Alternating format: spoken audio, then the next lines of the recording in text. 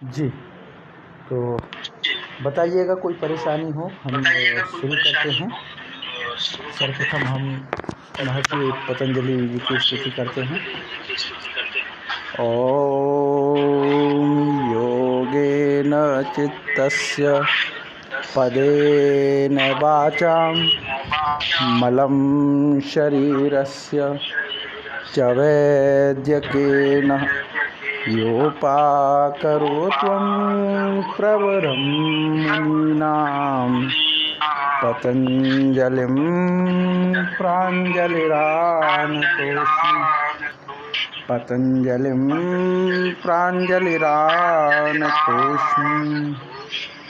जी, हम इस योग दर्शन की कक्षा को पिछले विगत कुछ दिनों से पढ़ रहे हैं।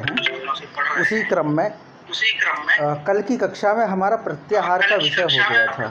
योगांग पढ़ रहे हैं और योगांग में प्रत्याहार का हमारा विषय हो गया था और प्रत्याहार के विषय में हमने पढ़ लिया था। अब आगे पढ़ेंगे, है ना। तो इसका एक बार हम रिवीजन करते हैं, फिर आगे बढ़ेंगे। तो प्रत्याहार क्या था, ये अवतरणिका आई थी कि का अर्थ कहा प्रत्याहार। प्रत्याहार क्या है अब, क्योंकि इससे पहले प्रत्याहार से पहले प्राणायाम का किया था, विवेचन किया था। प्राणायाम से पहले जो है हमने प्राणायाम से पहले हमने आसन का किया था। इस तरह से पूरा ये क्रम चल रहा था।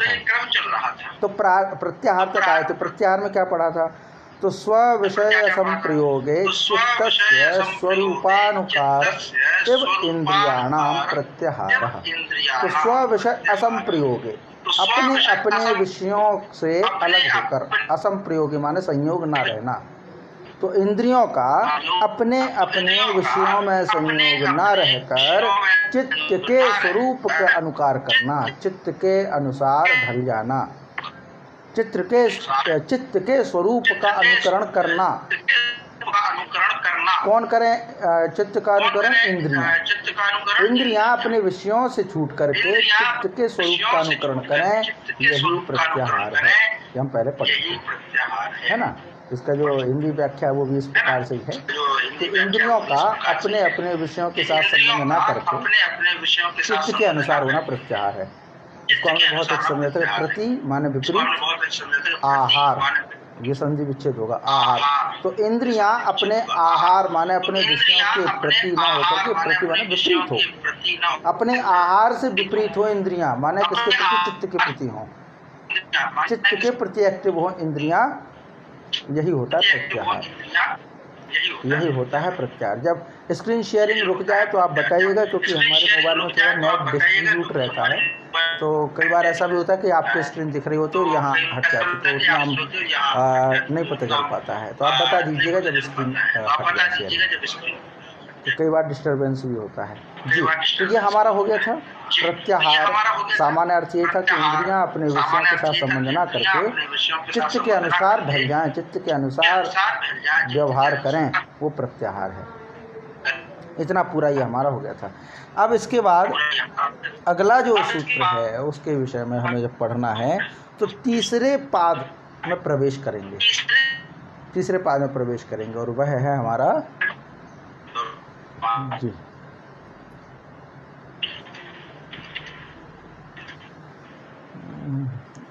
रुकिएगा थोड़ा। तीसरा जो पाद है विभूति पाद।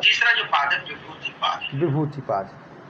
तो पहला जो पाद था हमारा वह था हमारा समाधि पाद। पहला समाधि पाद ऐसा समझ लिया हमने, परिचय जाना था समाधि का, योग का। दूसरा जो था वो साधन पाद था। 4 पाद होते हैं ना, साधन पाद। तीसरा जो है वो विभूति पाद है, और चौथा जो है वो कैवल्य पाद है। चौथा होगा कैवल्य, अंतिम। इस प्रकार का पूरा है। तो अभी तक हमारे साधन और समाधि पाद तक थे, अब आया विभूति पाद। तो इसमें 3 सूत्र हमें पढ़ना है अपने सिलेबस के अनुसार। हम एक सिलेबस तैयार करें और सिलेबस के अनुसार हमें 3 सूत्र पढ़ना है, और इसके बाद जो कैवल्य है वो उसमें 1 सूत्र पढ़ना है। इस प्रकार पूरे 4 सूत्र रह गए हैं। 4 सूत्र पूरे होते ही हमारा योग सूत्र का जो विषय है, जो सिलेबस है, पाठ्यक्रम पूर्ण होता है ना। और ये सिलेबस भी काफ़ी महत्वपूर्ण है। काफ़ी अच्छे विषय इसमें है पूरे में, अभी तक हमने जो पढ़ा। तो अभी इसकी जो अवतरणिका है उस अवतरणिका को हम देखते हैं। अवतरणिका क्या है? तो कहते हैं उक्तानि पंच बहिरंगाणि साधनानि धारणा व्यक्ताः वक्तव्या, वक्तव्या है ना, माने उक्तानि, उक्तानि माने कह दिए गए, बता दिए गए, उक्त कर दिए गए। क्या? पंच यानी पांच, बहिरंगाणि बाहर के अंग, बहिरंग, साधनानि योग के पांच बहिरंगों का वर्णन कर दिया। बाहर के अंग है कौन कौन से? पांच। यम, नियम, आसन, प्राणायाम और प्रत्याहार। ये पांच जो है वो क्या है? बाहर के विषय, इंद्रियों तक के विषय हैं। ये सभी इंद्रियों तक के विषय हैं, बाहर के, है ना। इसीलिए इनको बहिरंगाणि कहा गया। बहिरंगाणि उक्तानि पंच बहिरंगाणि, कहे जा चुके हैं पांच बाहर के साधन, साधनानि। अब क्या कह रहे? तो अब कह रहे धारणा वक्तव्या। अब धारणा कही जानी चाहिए कि धारणा होती क्या, क्योंकि पांच तो वही हो गए, अंतः में प्रवेश करेंगे तो होगी धारणा। तो फिर क्या होगा? धारणा के बाद ध्यान, अंतिम होगा समाधि, ये है ना। तो समाधि तक हम पूरा जानेंगे। तो अब धारणा क्या है? धारणा के विषय में हमें जानना है, धारणा होती क्या है। तो अब यहाँ से धारणा शुरू होती है, यहाँ से धारणा शुरू होती है।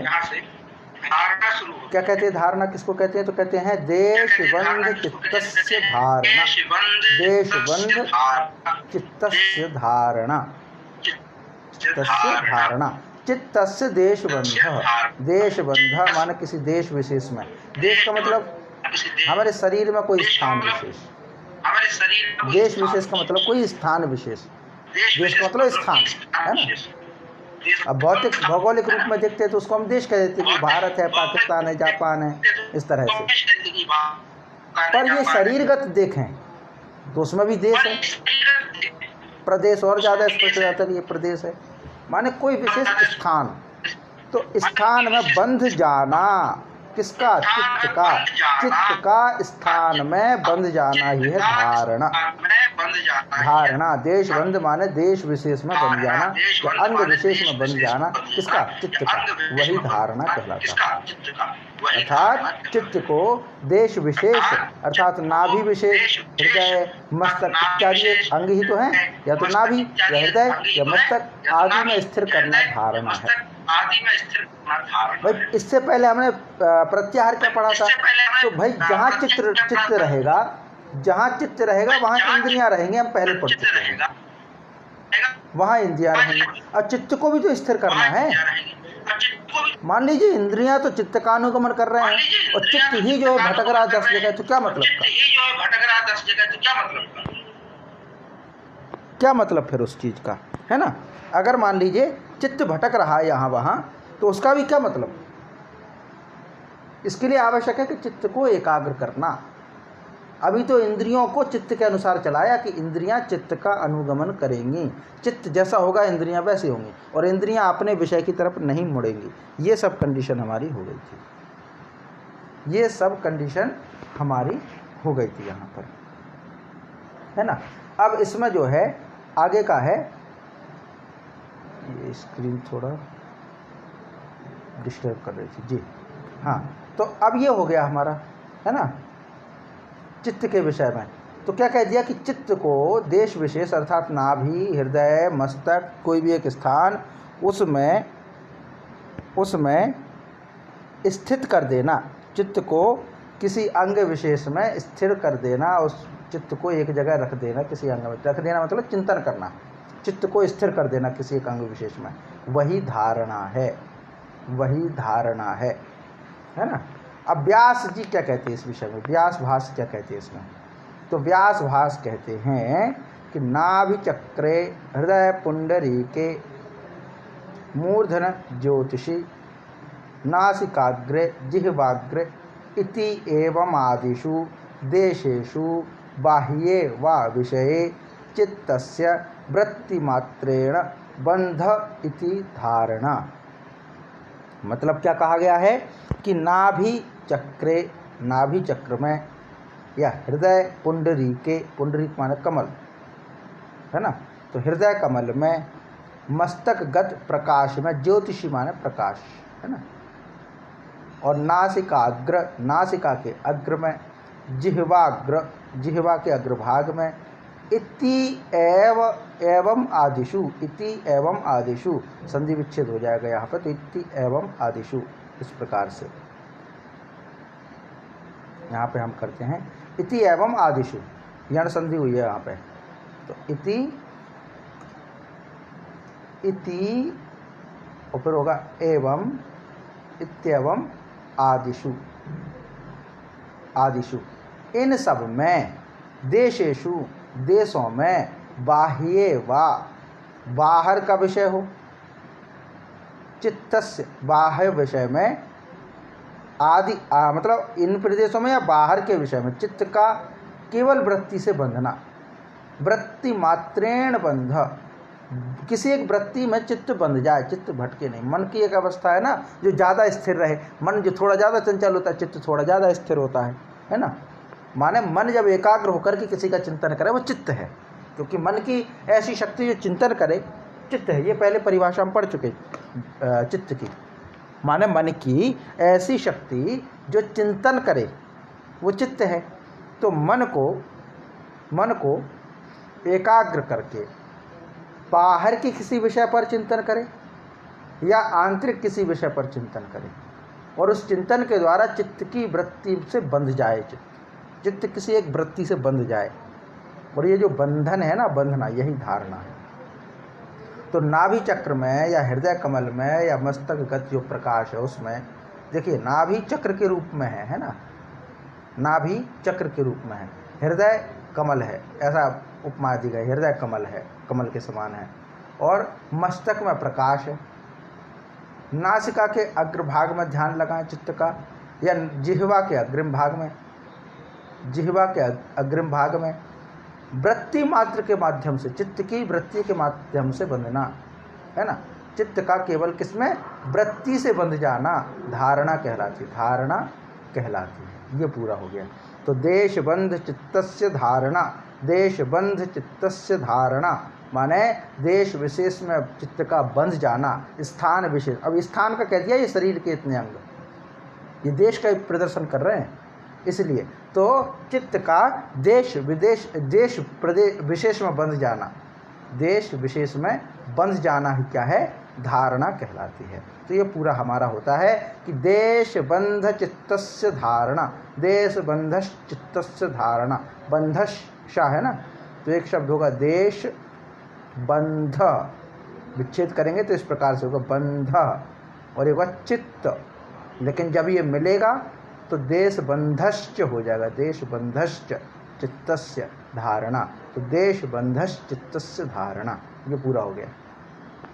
व्यास भाष में क्या होगा, तो नाभि चक्रे हृदय पुंडरी के मूर्धनी, ये स्क्रीन डिस्टर्ब कर रही है,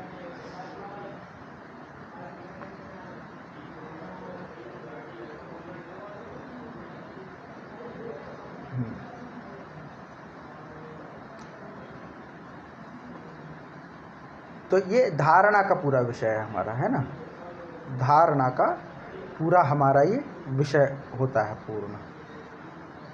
और ये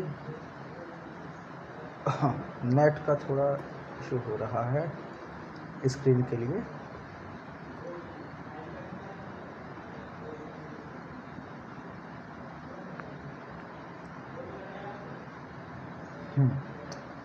तो पाठ थोड़ा स्क्रीन की वजह से रुका हुआ है।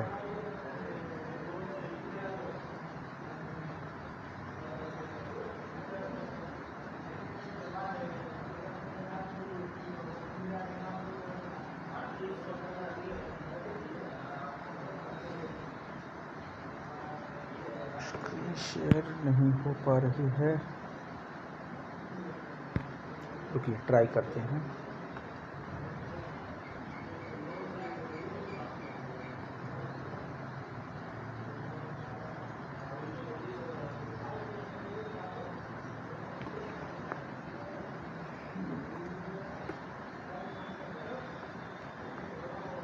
ये तो शायद आपके ग्रुप में भी नहीं है वीडियो।